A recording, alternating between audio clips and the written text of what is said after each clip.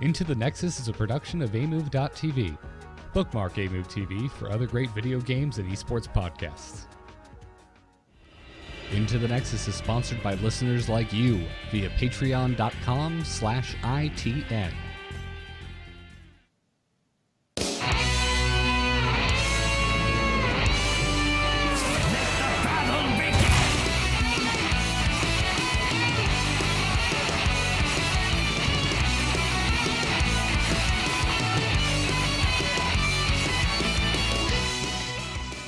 Welcome back, everyone, to Into the Nexus, the podcast all about Heroes of the Storm. I'm Garrett Weinzierl, and my bromance Kyle today is finally taking a vacation. He's finally getting out of town for a little while. I'm so happy for the man. But in his place, filling the Fergusson shoes, which for whatever reason that doesn't sound very good, is none other than DunkTrain. Dunk, man, we haven't had you on the show in quite a while. How have you been? Pretty good, man. Pretty good. Yeah, it has been a long time. I have no clue what the date was last time, but it feels like infinity ago. It was quite a while. Yeah. I might look it up in the background slowly and as quietly as I possibly can, just for fun. But yeah, it has been quite a while. I believe you were recently. What do you say? Do you say you're retired? Yeah, okay. I think retired. Like at first, you maybe could have said teamless, but I don't know. The rumors of my demise have not been exaggerated. Let's say I'm definitely retired at this point. Gotcha. As a matter of fact, yeah, I think I just found it. It was on June 16th of last year. So you I believe had just retired, but as you said, it was kind of up in the air then. No one knew, yourself included, really what you were going to be doing. So we just had the breakup. So you caught me at a low point last time. I mean, which was it didn't seem to come through on the show. I remember having you on and. I believe you had agreed to come on before all that news broke. Probably. I think it broke that week because actually, yeah, it did because I distinctly remember you DMing me after the show and be like, "Yeah, man, I would have given you a heads up, but I didn't know," and yada yada yada. But it didn't come through on the show. I mean, you always seem like you're a pretty upbeat guy. Yeah, well, the sun is still up. I try to keep a brave face, you know. Yeah. So what has the Heroes world become for DunkTrain? Man, I've kind of been on a wild ride since then. Like I did some analysis work for the NA regionals, and then at BlizzCon I was doing production work behind the scenes with the production company. So I've actually seen a lot more of esports now than I had as just a player. Got a lot more knowledge of the inner workings and how amazing it is that anything even reaches there after seeing that side of it. Wow, that's great. Was any of it, I guess, what's the question I'm trying to ask? Was any of it like surprising? Did you find yourself enjoying certain aspects of things you never thought you'd be doing more than actually playing? Nah, playing's just the best. Playing's the best. I mean, yeah, there's just no other feeling in the world that compares, I think, so. So let me remove playing then. Of the other aspects of esports you got to experience, which one did you enjoy the most? Being in the production truck was really cool. It's interesting. You hear about like what a director does or whatever, but it's kind of like a nebulous concept if you've never actually been in a production truck for a live show. And it was really, really cool learning experience. The director at the BlizzCon show was really excellent, and it's crazy. They're like a shot caller for a team.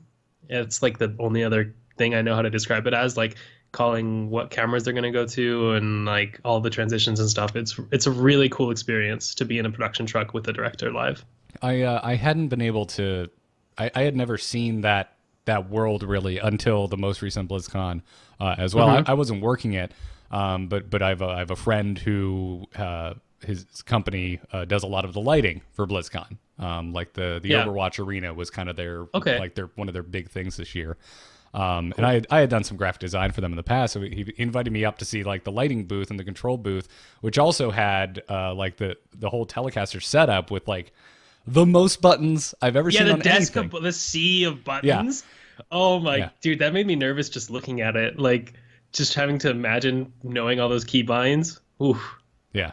So that was I geek out about that kind of stuff too. I love seeing how the sausage is made. Like that's one of my favorite things. Yeah. So it's wild, man. Yeah, and I got to push a button and the lights did a bunch of cool stuff, so that was cool. I'm not sure if I was supposed to tell that story. I think I can tell that story. I mean, I pressed one button and nothing exploded, okay? So that's good. But it was a good time. But but like overall, like what's your day-to-day like Heroes experience now? Are you still playing like a lot of pre-mades with like highly coordinated players, or have you become more of a mere mortal like the rest of us, and are you just kind of hanging out like solo queuing? Yeah, actually, I wish I was still playing some customs. Like, there's no real avenue to do that right now. The in-house leagues that people have tried to start, at least in North America, they tend to like spring up for a week or two, and then people get bored of them or tired, or there's drama or whatever, and then they stop playing. So there's not really any avenue for people who aren't on teams to do that, unfortunately. And I really wish I could have coordinated games with voice comms, but I don't really get to play any of those as is. What is it about what is it about community made groups that just incites drama? I don't know what it is, because it doesn't matter what it is, whether it's games or like I go to car meets, like there's always drama no matter what it is. I think people just like drama, man. I mean, I don't, but if everyone does it, then either everyone's lying and they actually like drama, or the universe is just a funny place. Yeah.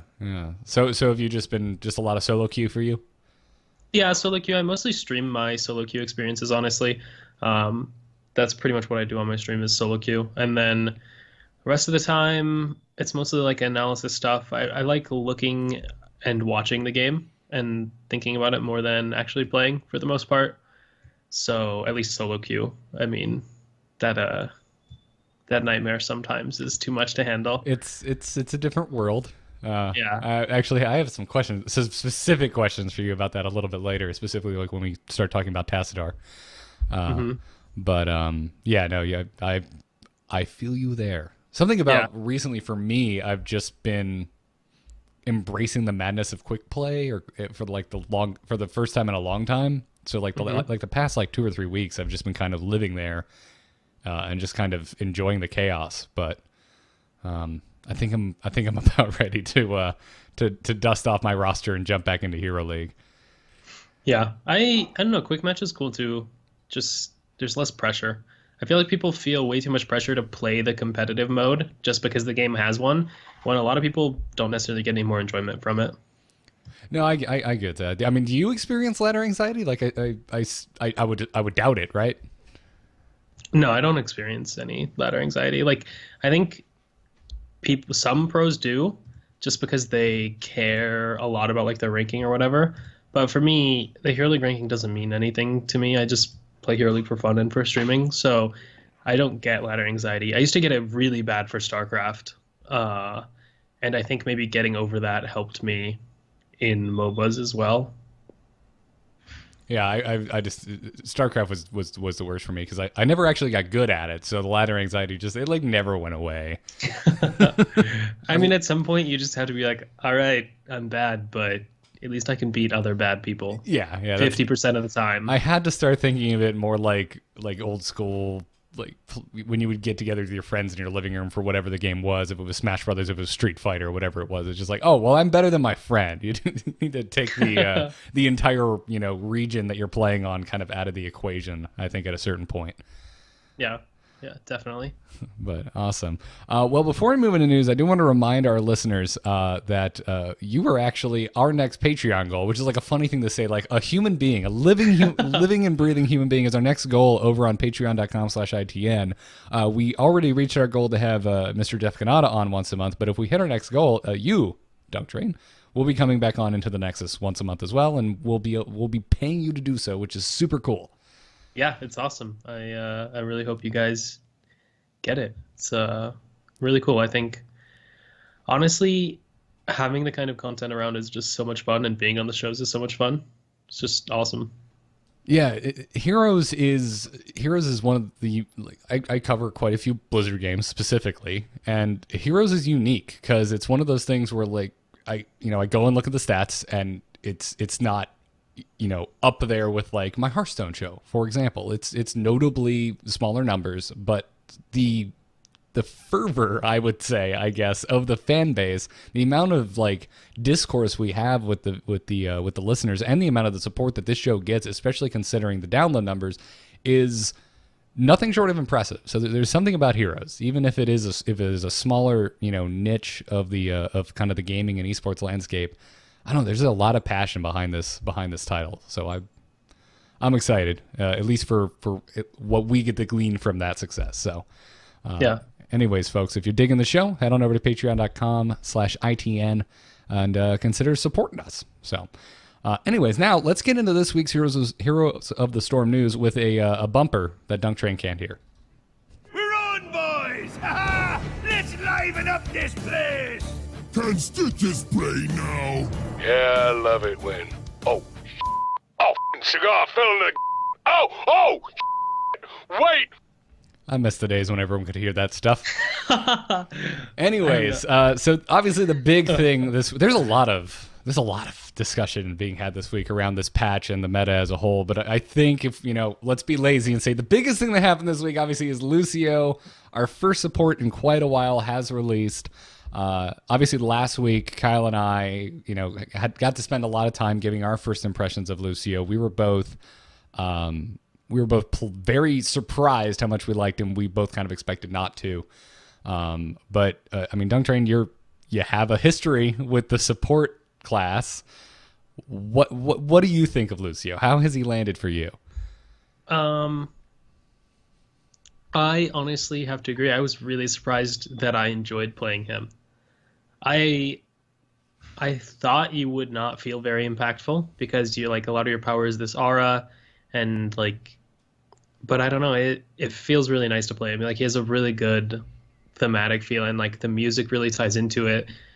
And even though you don't have stuns or anything, you feel impactful. I think he's really cool. So I've been very happy with actually getting my hands on the character. He just feels nice to play. Yeah, same for me, because I've always been a big Brightwing fan. So I saw his kit and I was like, okay, it's a faster Brightwing with no utility. Why would I play this guy? And it turns out A, because he's fun, and B, because it's very easy for people not to die when you stand near them as Lucio. The move speed is insane, man.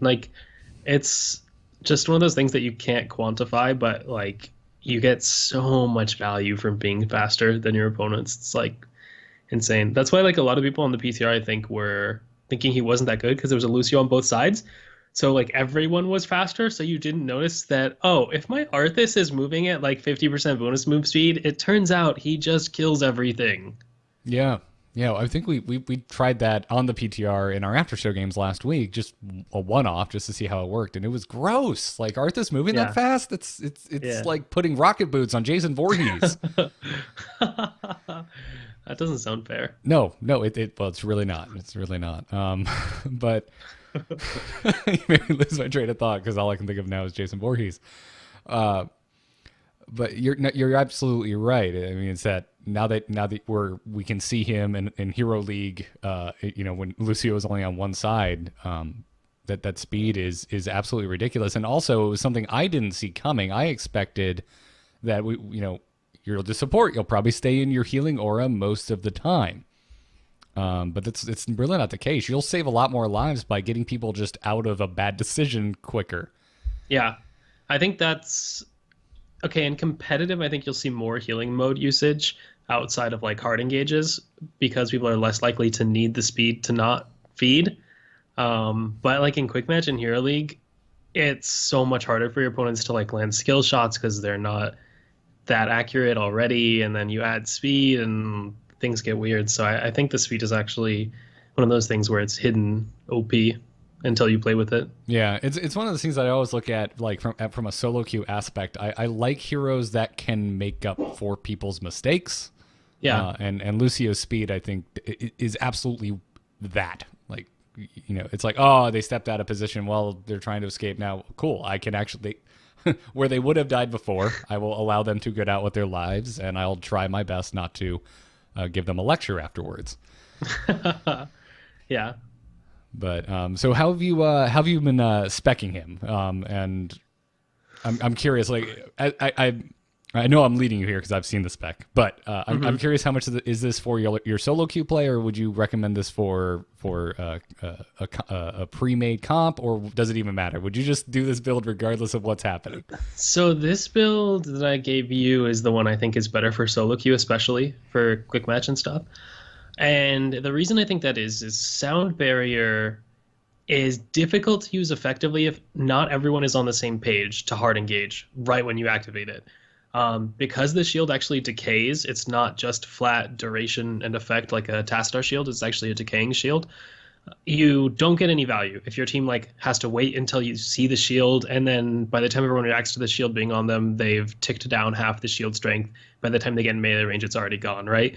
So I think it's not good outside of coordinated games.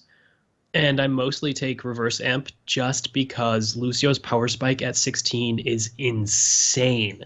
It's absolutely bonkers.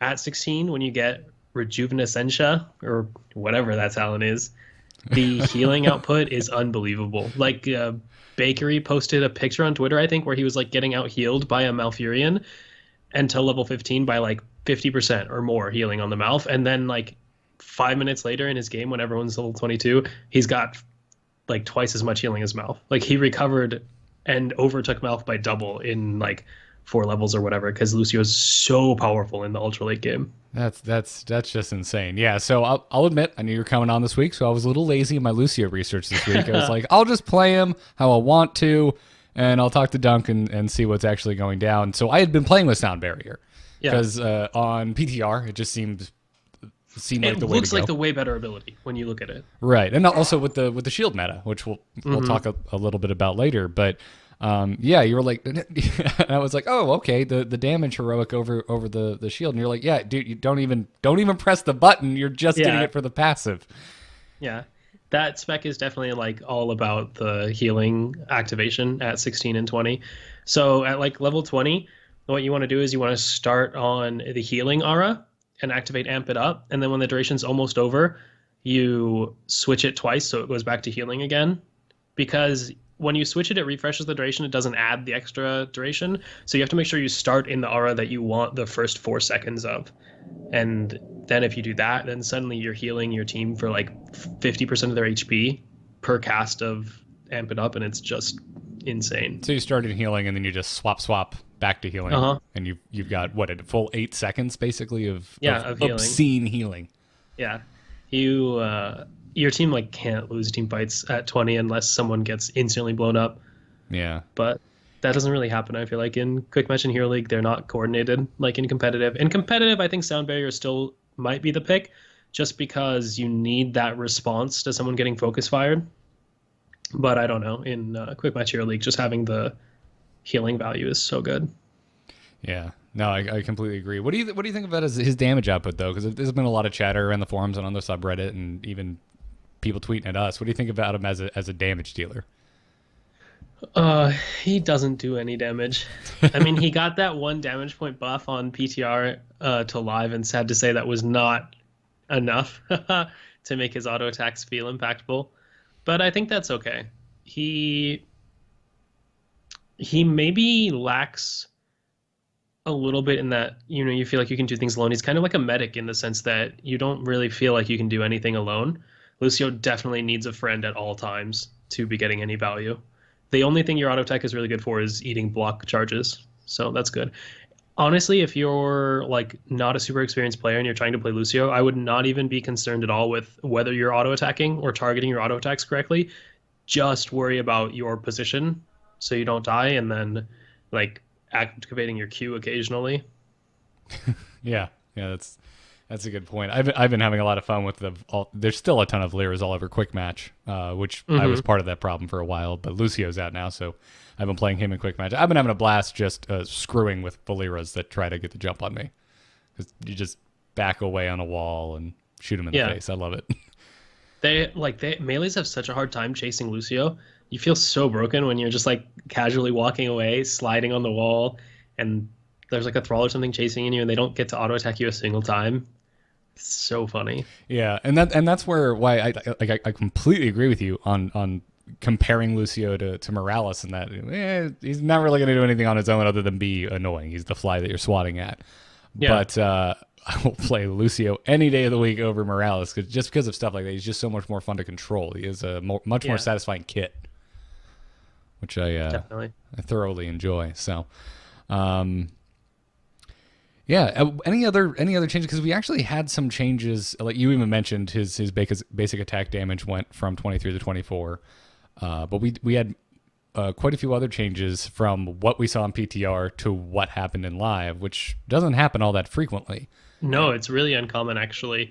I think the biggest thing was from PTR to live, TAS got a whole bunch of changes, if I'm not mistaken. Like, the PTR patch had no Tassadar changes. And I actually think I commented on that in like a tweet or on my stream or something. I was like, there were no changes to Tassadar, which is really surprising. Yeah, and then they managed to sneak some in before it actually went to live. Yeah, he got a short story written, basically. If you go over and look at the patch notes, we have a link in the chat or in the show notes if you're listening on the podcast. Go check it out. But I mean, I have it up right now. There's so much I don't even know where to start. I mean, he got a basic attack range increase, a sizable one at that. The Psionic Storm now ramps up significantly quicker. Yeah. I feel like if you're skimming through those patch notes and you didn't have a ton of experience with new Tassadar, the biggest things to note are the armor on Shield at 4 got nerfed pretty significantly.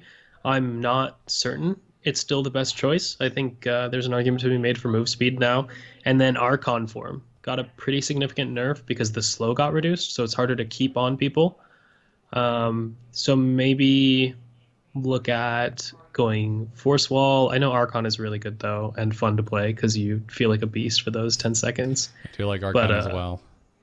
But you're popping out Force Walls every 10 seconds now because it had a 2-second cooldown reduction, and it's even cheaper on the mana.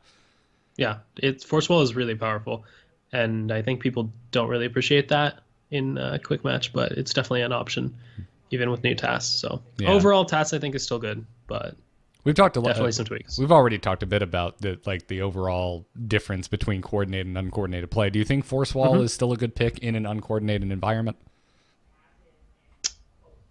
Yeah, but I think Force Wall is something hard to use. It's a weird effect. As a player, you're playing solo queue. If you're not very experienced with Force Wall, you're going to have a hard time getting effectiveness, I think, out of it. It requires a lot of practice to identify what all the good Force Wall choke points are, like what you can do with it. It's so complicated. Like, you can use it to stop an enemy from retreating, or you can use it to stop an enemy team from chasing you, or to like isolate people. It's like a tool that has so many potential implications, but it takes a lot of work to actually find those out. And that's why I think to get value out of it, you really have to play a ton of it. Yeah.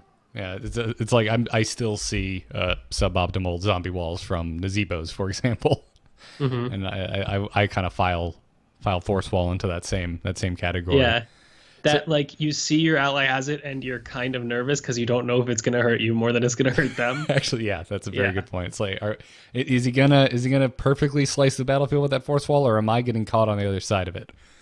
Yeah. It causes some sweats. We'll put it that way. It's like the Warcraft movie, man. Sometimes the Force Wall's not quite right. Get caught on the other side. Have to watch, like, your team watches as you just get brutally murdered. Oh man, I haven't thought about the Warcraft movie since it first came out, but I know exactly what you're talking about. Yep. That's great. So going a little deeper down the Tassadar rabbit hole, and also the difference between coordinated and uncoordinated play. I mean, there's so much chatter about Tassadar right now on the pro side of things because we're seeing like his ban rate is off the charts. But we at least I don't, and a lot of folks that write in that we hear from in the lower leagues. We don't really see the Tassadar hardly at all in really any mode you're playing, whether it's unranked, hero league, quick match, etc.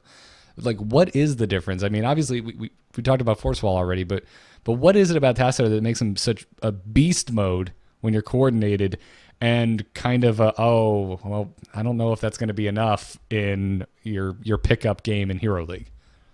Well, it's kind of like how Medivh is also not very useful in not coordinated games. They're both heroes who don't really bring crowd control. They mostly bring utility, vision, like some defensive options, but not like an Ancestral or something that's like an obvious, big, huge, oh, wow, that was insane, you know? So I think it's, one, people don't play them because it's not obvious how to get value with them. And then two, because people don't play them, people don't learn how to play with them to take advantage of their effects. Like, you have to play completely different as a Vala player when you have a Tassadar versus when you don't. And you just don't get that experience unless you're on a pro team where you have someone picking Tassadar every time it's available to support you. You just don't know, because the limits of the heroes are so different, and it's hard to really appreciate that unless you've experienced a lot of it.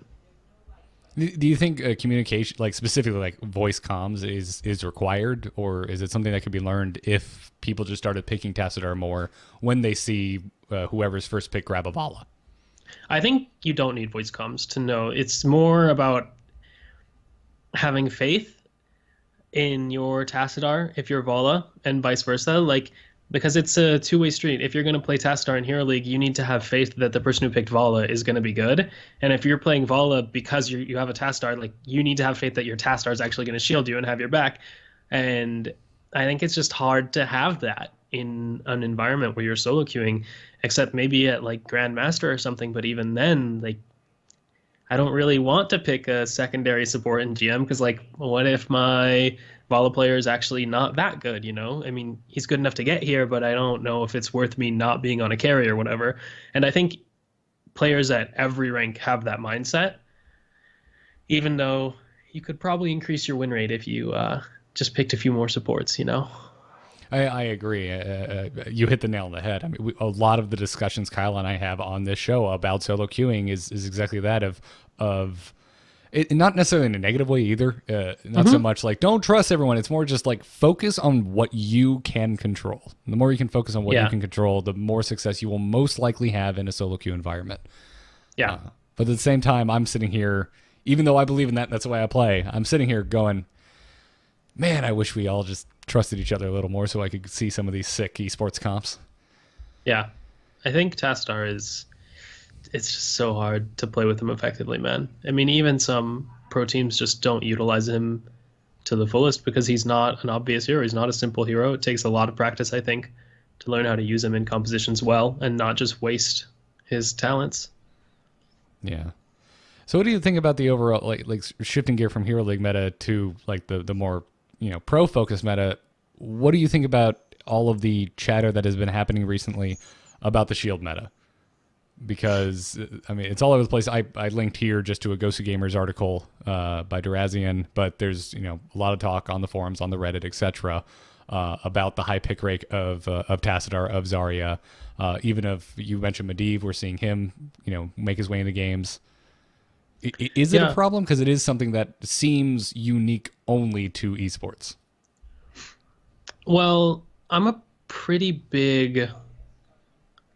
vocal about not really liking shielding and those effects too much. I conceptually like Medivh, but overall I don't really like Zarya and Tassadar because personally I feel like when there's a lot of like shielding and stuff, it makes it so your skill level in trades is less important. And this is true of healing too. Like, imagine if you're like a Vala versus a Reyna, right? Like, or a Vala versus a Greymane, just so neither one has their own heals, really.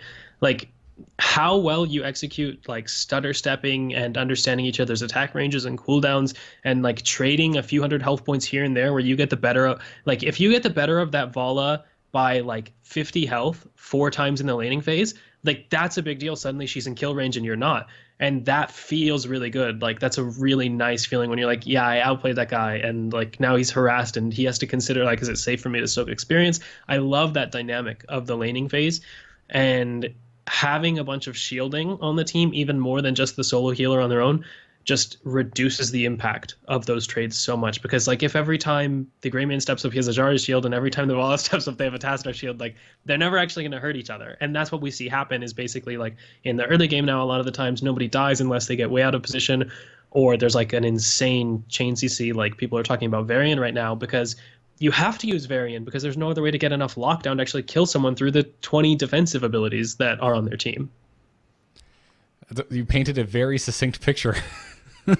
Yeah, I mean, I agreed. It was like I was watching. I just caught up on the Gale Force versus Tempo Storm game, and I was watching these great Falstad Gust setups on the side of Tempo Storm, and they weren't rewarded for it in any way, shape, or form because of shields. Yeah, everything damage was just getting turned off. Yeah, that's how it is in competitive. I mean, a lot of times you'll see 5v5 teams just walk up, like smash into each other, and then everyone just walks away. And it's like, how did that happen? It's just because there's like so much defensive capability right now on a lot of the heroes in the meta. Yeah. And the reason you see it so much in competitive is because in competitive, it's so much worse to die than it is in like quick match or hero league, because the teams will take way more advantage of that.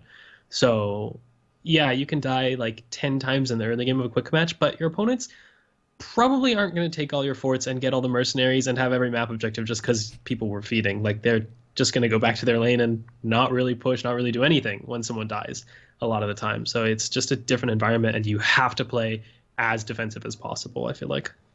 Yeah, no, I agree. And I've seen some, like, there's some folks out there who are like, well, you know, I understand like the counter argument if you're not, you know, obviously in it and playing of, well, it's an even playing field. Both teams can grab shields. You know, what's wrong with that? But I think the discussion we're having is, you know, does it feel good when you're playing it? Does it feel good when you're watching it? Like, exactly. Are the sick plays being rewarded? And it doesn't feel like they are. Certainly doesn't look like they are when I'm watching these games. Yeah, sometimes. I mean, there are still a lot of sick plays that get made. It's just tough. And I think that's why a lot of the pros speak out against it, is because they want to feel like all the pros want to feel like they're gods and everything they do matters. And that's why they like not having those tools, because then if the opponent messes up, they feel rewarded because they actually get to capitalize on that. Yeah. Well, and they kind of ignore the fact that without them, maybe they would feed a little more too. But hey, I like punish. I like seeing misplays punished. So I'm okay with that. I personally like having the shield in my pickup games, but when I'm watching a pro game, it's like if someone just makes a 1 pixel error, I want to see that punished. So pretty much, man. Yeah. All right. So we've talked about that. We've had our nice discussion about nuanced, sane, calm discussions. Let's throw all that out the window. What is going on with Murky? Well, Murky is the big tuna kahuna now, so he just does whatever he pleases, and you better get out of his way or you're in for some pain. I was very excited last week when we were talking about it. You know, I'd read the patch notes and I was like, man, this Murky build looks really cool. But Lucio was in there, and I love supports, so I've spent most of my time playing Lucio. And it wasn't until today where I'm like, all right, I'm gonna finally go and try Murky's new kit. He's absurd. It's actually insane how much like damage and just how effective you are as Murky now. Yeah, Murky has like risen to the top of the win rates in the few days since the patch, and he feels so oppressive. Like when you play against Murky, it feels like you are just fighting against a literally unstoppable tide of tiny Murlocs coming to eat all your buildings. It's so painful. Yeah. I'll even give a peek behind the curtain. So when we were prepping for today's show, I was like, I got Dunk coming on. I'll ask him to share some of his builds. We'll put it in the show notes. You know, folks can go see what Dunk's playing. And I'm like, hey, do you have a Murky build that you're digging? And I believe your exact words were, as long as you click talents, you will carry. I'm not sure that's exactly true, but he definitely has a lot of talents that are good. I think the only talent here where there's like really specific picks I think you have to take is at level 4. I think you have to take Slime Time, the Slime Quest talent, because so much of the talents later in his talent tree revolve around slime, like getting extra slime casts. And like that talent just increases the power level of all of those so much that I think that one's a must have. And Living the Dream and Tougher Fish are just not that good. So I think that's the only talent tree where you don't have any options. But like at level 1, all those talents are good. He's like one of the only heroes where all of his level 1 talents are like actually good. Yeah, I had anxiety picking when I was getting into trial. I'm like, all these seem amazing. I'm personally partial to Fishy Deal because I miss I really miss the specialist meta like a lot. So I'm like, yeah, I'm gonna take Fishy Deal and I'm just gonna take Mercs for days. Yeah. But yeah, no, you're right. You're absolutely right. I without doing any research, I fell into the slime build immediately. Love the new March of the Murlocs. He's it's so much better now. I feel like everyone ignored that little line in the patch notes that was like, the March of the Murlocs is like 30% faster. Everyone like ignored that line, and now suddenly, if a Murky just casts it on you in melee range, they like actually outspeed you, and you'll get hit by like 20 of them just trying to get out. It's devastating. Yeah, and then the slime comes in, and followed by probably another slime because you're so slowed by these little Murlocs, and you're just dead. Murky has become a surprisingly lethal hero. Yeah, very lethal. Yeah, so I'm digging him. I will be surprised if he stays this way for very long. I think the real test might be if he sees any competitive play. Like, unfortunately, HGC, like this weekend is the last weekend of the season play before the Clash. So I don't think he'll be available before Clash, but if he sees competitive play, I think it's going to be a problem because he's just one of those heroes that, man, talk about feeling unrewarding when people make mistakes. This guy respawns in 8 seconds. Like, it's tough. He's frustrating to play against. So if everyone starts playing in competitive and then everyone's playing him in quick match because they're playing him in competitive, it's fun to see him every once in a while, but that sucker wears out his cuteness fast. Yeah, I'm glad you brought up his spawn timer too, because it was increased, and I distinctly remember reading it being like, I don't know why they did that. He seems fine, right? And after playing him, it's like, okay, yeah, let's maybe bring that up some more. Yeah, it definitely feels that way. Yeah. Well, all right. Well, that's going to wrap up most of the big news this week. Before we take some emails from you all you fine folks, let's thank some patrons specifically over at patreon.com/ITN. On this episode, thank you to Mr. Dangerous, which, again, I really doubt your parents gave you that name, but I hope they did. Also, thank you to Diesel, Raymond C., Jason P., Olivier D.K., Hobocop, Michael H., and Nick H. A lot of people in there vying for best hilarious name of the week this week. I'll give it to Hobocop. I dug that. Hobocop is OP. I wish I had named myself Hobocop, actually. I'm not sure I would have taken you nearly as seriously as I did when I first learned who you were watching Heroes Esports. If your name was Hobocop, might have been worth it for the dank memes, though. It may have. All right. Well, let's put a bow on this with some emails. Darkness stopped calling. Hold on. Darkness just texted me. Okay, tell them I'm not here. You may send your emails in to itncast@gmail.com. And our first email today comes to us from Tyler, who says, hello, Garrett and Kyle, or DunkTrain.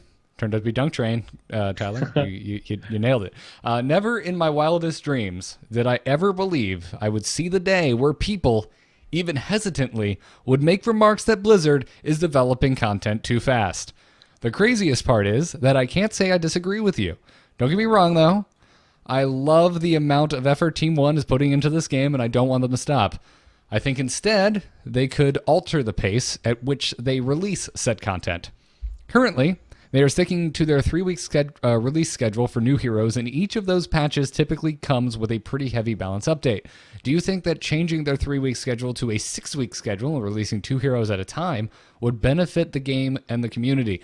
I can see them possibly having a harder time pinpointing balance issues if they release 2 heroes as opposed to 1, but I think giving the players a month and a half between massive updates would give the players more of a sense of stability.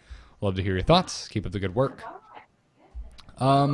Yeah, so I don't know if you listened to the most recent episode, Dunk, but we've been talking about how, have we reached a point, like, in Heroes and also for I think the first time ever in the history of a Blizzard game where maybe they're iterating too quickly?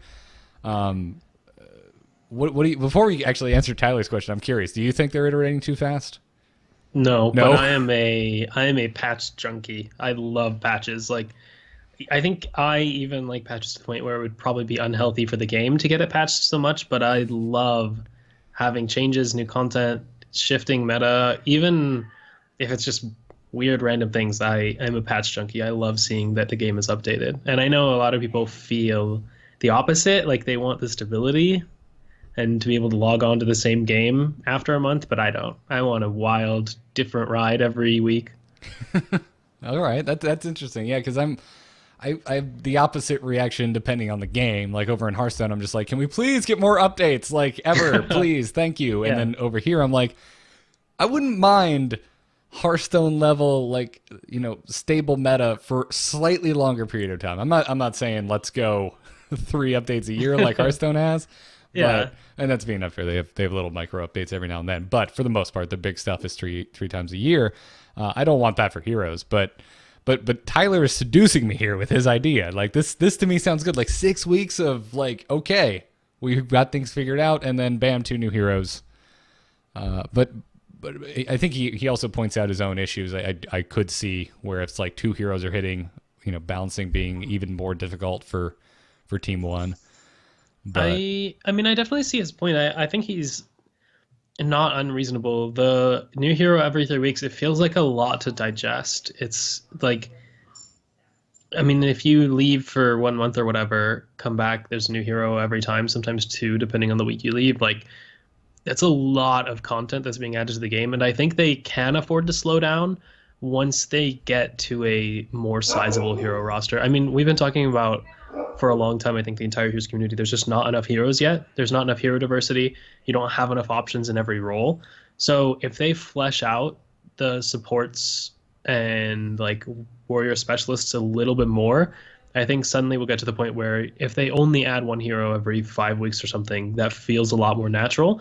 But adding 2 to the game at one time, it seems risky. I would feel weird about that just because that week, that release week would be so hectic. It's like basically what they did with Lucio and Murky this week, right?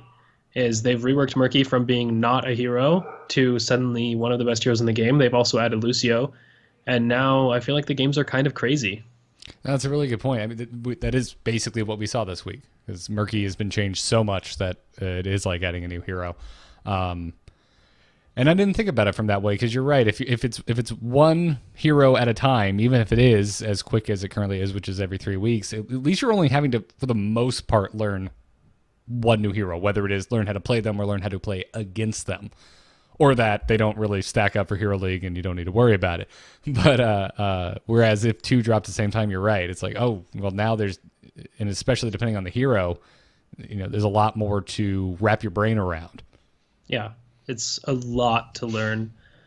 And as somebody who like plays a ton and learns every hero when they come out and stuff, it doesn't seem like that much if you keep up with it. But I just think for players like going into game and having all this extra stuff to deal with, because you have to think about the people who have trouble learning how to play against everything, not just the people who probably play way more heroes than is healthy for them. So they know everything about the game already. Yeah, no, that's a very good point. So. Well, all right. Well, Tyler, I don't think your suggestion was insane, but I think DunkTrain has brought me over to his side of the fence. At least, maybe 4 weeks. Let's just bump it up to 4 weeks. I'll meet you in the middle. Like, let's give 1 more week, maybe 1 more week of like calm. Mm-hmm. So, and even now that I'm thinking about it, it's not even that. We get balance updates in between hero releases. Yeah, I think that's good though. No, yeah. I don't dislike it, but it's every now and then I'm just like, man, it would be nice. It would be nice to have to feel like I had a handle on things. But that's also me. I cover too many games. I spread myself too thin sometimes. Yeah. Anyways, next email comes to us from Danny, who writes in and says, "Hey guys, love the show and the recent and a recent proud patron. Awesome, cool. I was reviewing a match replay of mine in which I was playing Artanis on Infernal Shrines. It was 6 minutes into the game, so we still had all of our outer walls, and the enemy team took a siege camp and started pushing mid. My whole team was bottom fighting the enemy in a 4v4, so I left top to defend mid. I attacked the minions first so that they didn't reach the towers and waste ammo, and then cleared the camp. But I have to ask, was that the right move, or should I have cleared the camp first and left the minions to the towers while I joined the team fight? In hindsight, we won that match, and that team fight didn't cause any deaths, but I'd like to hear your higher-than-silver thoughts, GLHF Danny." This is actually a really good question. about like map movement and efficiency and like what your priorities are at any given time. Yeah, this was delightfully specific too. We don't get them a lot, and again, since you were coming on, I was like, oh yeah, let's throw this in here. Yeah, so from my perspective, even though this is a really specific question, my first questions are like, I have so much more information I want to know before I can tell him what the correct play was. Like, he mentions his team is fighting 4v4, but like, why are they fighting 4v4? Is one person on the enemy team dead already? Are they still in the lane that you're defending? Like, are they able to join the team fight? Do you need to match that? How critical are they? Like, how critical is the person they're missing relative to their team composition compared to how critical are you, Artanis, to your team composition? Because sometimes like you can be playing a hero and your team comp falls apart in a team fight if they don't have you, and sometimes you're just like the icing on the cake. So like, how important are you? Are you the only frontliner? Then yeah, you need to go, and anything you do other than that is wrong. But if you're like running a triple tank comp and your boys are going to be fine 4v4 for a while, then you don't need to go. He seems concerned about the ammo on his towers, and that's kind of an interesting perspective to me, because the only times I really think about tower ammo is when I'm diving, or if I'm specifically playing against a hero that pushes a lot, like a Zool or an Asmodan or something, where like it's a really important resource. And I don't see him mention that, so I'm not sure that's necessary, that he's like concerned about his ammo. But in general, I would say tower ammo is not your primary directive. Tower ammo is like a very low like importance. So if your concern is I have to catch this wave to not lose tower ammo, I think that's the wrong perspective. You need to be thinking about like the experience way more from those creeps than the tower ammo you'd lose for leaving. Yeah, I forgot to include like the subject line of his email too, because he kind of distilled, I think, what he was asking to a T. It was camps or minions was his question. But my God, your brain works so fast. I had one of the many concerns you rattled off, which was, well, where's the fifth on the other team? was my question. But I mean, and that's the amount of things you have to think about. Like, video games are hard, and team versus team video games are even harder. So, I mean, I don't expect everyone to like run through every single one of those things in their head when they try to decide to leave or not. But in general, earlier in the game, minions are more important than camps because they offer way more experience density. Like, the amount of experience per point of minion health is way higher than per mercenary health. So early in the game, focus on the minions. It's way more important to clear those. You can leave the mercenaries to get mopped up or whatever, and join a team fight. And then late in the game, the mercenaries will do so much damage pushing that I think it's worth prioritizing those relative to minions, like when the experience is just such a smaller fraction of a level. With minions as important as you're talking about, would it have behooved him to still not join the team fight, but instead of focusing on the camp, just continue to rotate between the mid and top lane? Yeah, you actually see that really often in competitive, is if you have a hero who's got excellent wave clear and potentially mobility, like a lot of times the strategy on Infernal Shrines was to have Zool on your team, and then he just rotates through the two lanes that are furthest from the shrine that's active. So he can gather all that experience, and he puts a lot of pressure on the walls, so much so that your enemy probably needs two heroes, one in each lane, to counter that pressure, or else they'll lose towers, which are even more experience. And especially when you don't get that much value from an objective, sometimes it's right to just soak the other two lanes, put pressure on walls, that sort of things. But that's like kind of a higher level strategy, and the problem with that is you can't coordinate that in Quick Match or Hero League. Like, let's say you're in a Hero League game or whatever, you're playing Zool, so you think, okay, this is the perfect time to try the strategy, but your team doesn't know you're using that strategy, so they just go ahead and team fight normally, and they lose the fight. It's still your fault that you weren't there. Even though technically what you're doing could have had a higher upside, you don't have the same communication and planning. So the burden is always on you to essentially make sure that your team is not making a mistake because you're not there. I'm very happy that you brought that up. We mentioned a lot of like, well, there's the right answer, but then there's the pickup. There's the solo queue right answer, which is typically different, even if it's suboptimal. So, Well, awesome. Let's move on to our final email then from Kyle, which is not the Kyle that normally also hosts the show. He writes, "Hey, Nexus hosts. I just got into Heroes and this podcast after the Overwatch Nexus podcast. Huge fan of the show already, as I was pleased to hear your voices after having listened to your StarCraft 2 show ages ago. Oh my God, you're an old school listener. Getting down to business, my girlfriend, a fantastic Brightwing, Gaul, and Nazeebo player, is having trouble learning how to effectively teamfight as a melee character.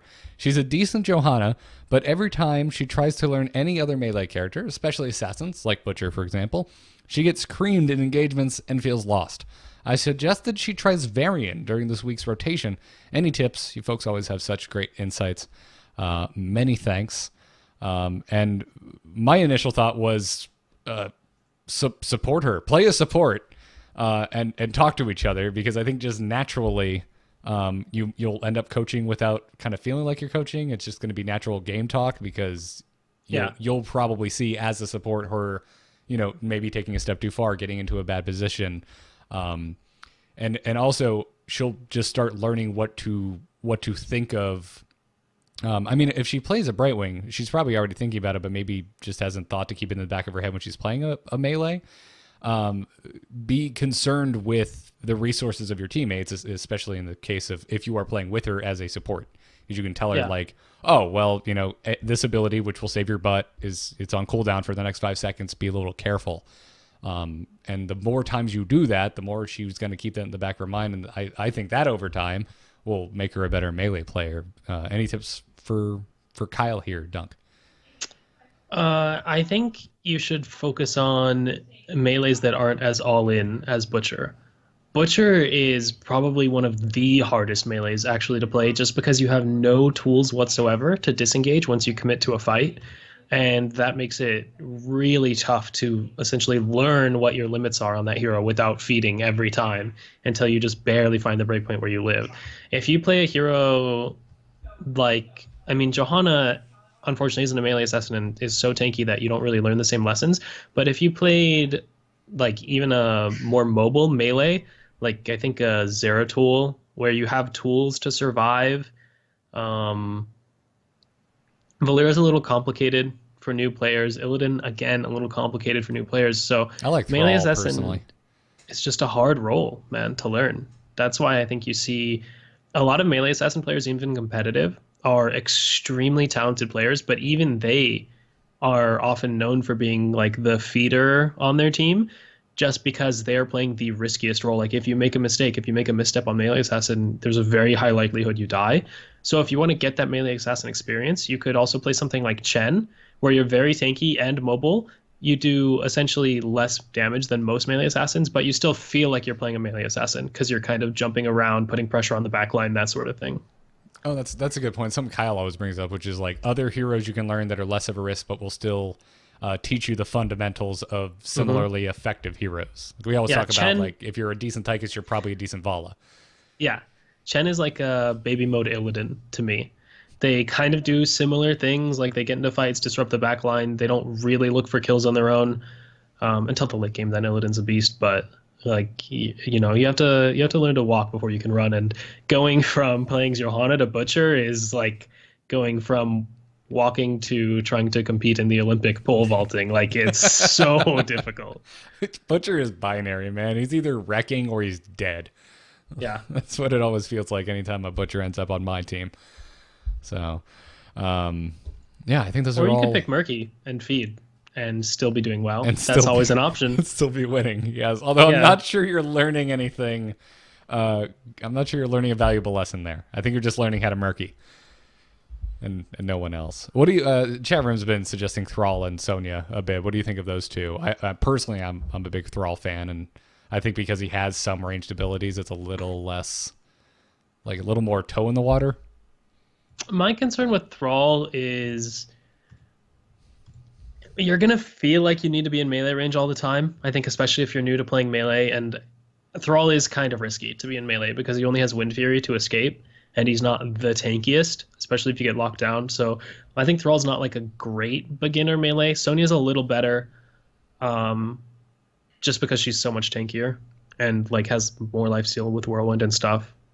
But either way, I think both of those are like stage 2, I think, of learning melee is heroes who still have some mobility but have a hard time getting out. Whereas like your first step learning melee, you want a hero who has the tools to disengage just as well as they can engage, and like safety abilities. That's why I mentioned Zeratul, because even though he's considered like one of the highest skill cap heroes in the game, he also just has a lot of tools that let you not feed.